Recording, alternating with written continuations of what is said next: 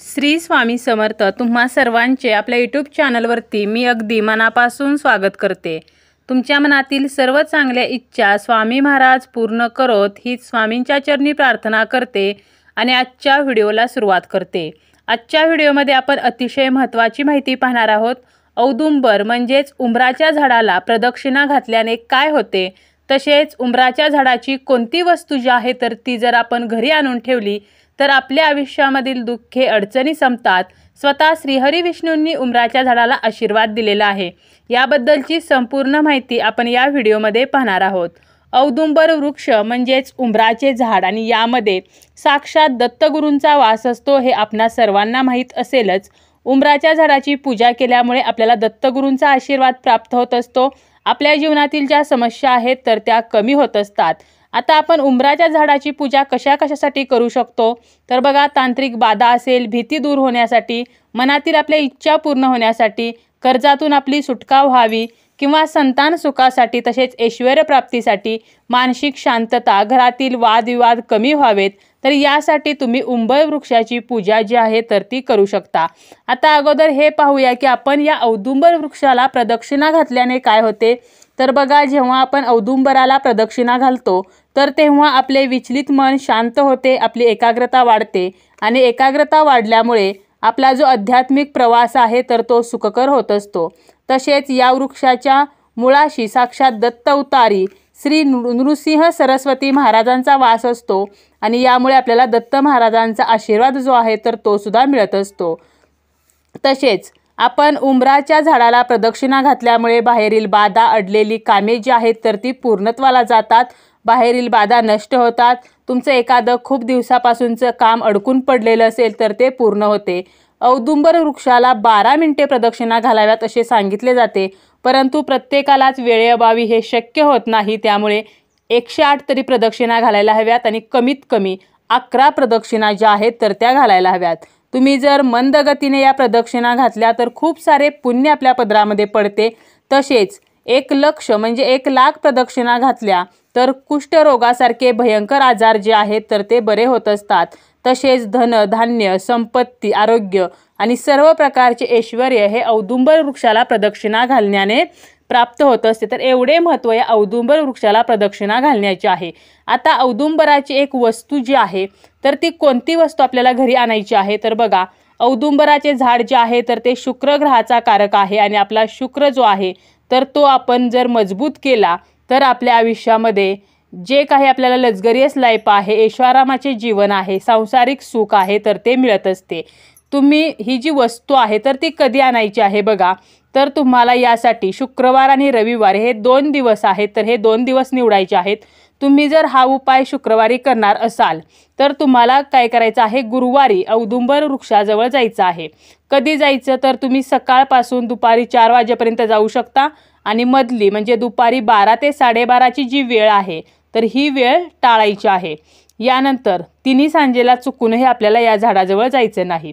तसेच तुम्ही जर हा उपाय रविवारी करणार असाल तर तुम्हाला शनिवारी उंबराच्या झाडाजवळ जायचं आहे। बघा, आपण ही जी वस्तू आणणार आहोत घरी आणि त्याच्यावरती आपण जी सेवा करणार आहे तर ती करू शकतो शुक्रवारी किंवा रविवारी।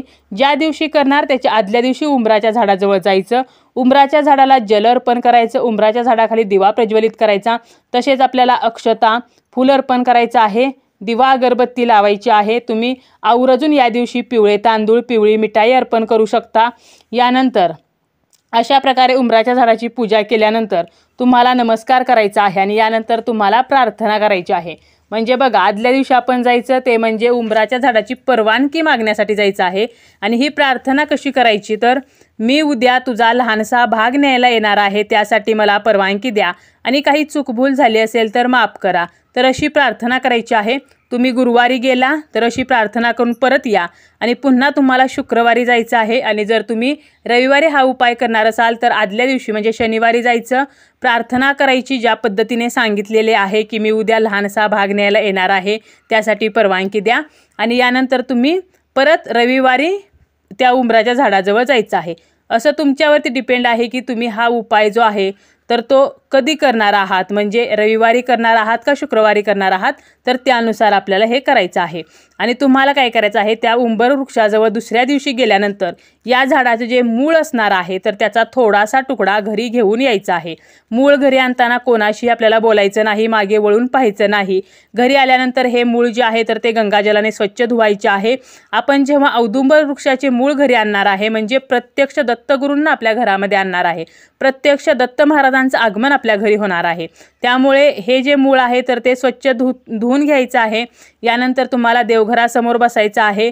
एक लाल कापड घ्या, त्याखाली तुम्हाला एक छोटासा पाट मांडायचा आहे, त्यावरती हे लाल कापड टाका आणि त्यावरती हे मूळ ठेवायचं आहे. यानंतर तुपाचा किंवा तेलाचा दिवा लावायचा आहे आणि या मुळाला हळदी कुंकू अर्पण करायचं आहे, पिवळे तांदूळ, फूल अर्पण करायचं आहे. पिवळी फुले असतील तर पिवळी फुले अर्पण करायची, म्हणजे या मुळाची आपल्याला पूजा करायची आहे. धूपदीपाने ओवाळायचं आहे, खडीसाखरेचा नैवेद्य दाखवायचा आहे आणि 108 वेळेला श्री गुरुदेव दत्त हा जो मंत्र आहे तर तो म्हणायचा आहे. 108 वेळेला श्री स्वामी समर्थ हा मंत्र म्हणायचा आहे आणि यानंतर प्रार्थना करायची आहे की माझ्या घरातील सर्व दोष, ग्रहदोष, पितृदोष, नजर दोष हे जे आहेत तर ते नष्ट होऊन माझ्या घराची प्रगती व्हावी. किंवा तुमची इतर समस्या असेल तर त्यानुसार तुम्ही प्रार्थना करा, की जसं की घरामध्ये पैसा येऊ द्या, घरामध्ये माता लक्ष्मी स्थिर होऊ द्या, मुलांची पतीची प्रगती होऊ द्या, पतीला त्याच्या कामामध्ये किंवा व्यवसायामध्ये यश मिळू द्या, अशी तुमची जी इच्छा आहे तर ती बोलायची आहे.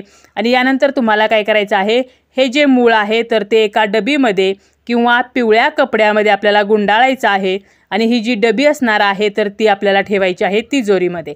म्हणजे बघा, अगोदर पूजा करून घ्यायची त्या मुळाची आणि पिवळ्या कपड्यात किंवा डबीमध्ये हा मुळाचा जो तुकडा आहे तर ते ठेवून ती डबी आपल्याला तिजोरीमध्ये ठेवायची आहे.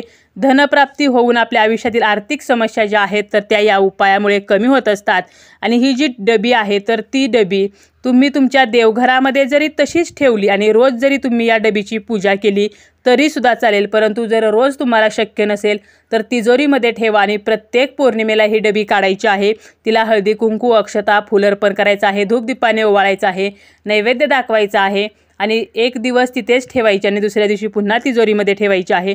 तुमचा जर एखादा व्यवसाय असेल, पार्लर असेल, दुकान असेल तर त्या ठिकाणी सुद्धा तुम्ही हा उपाय करू शकता.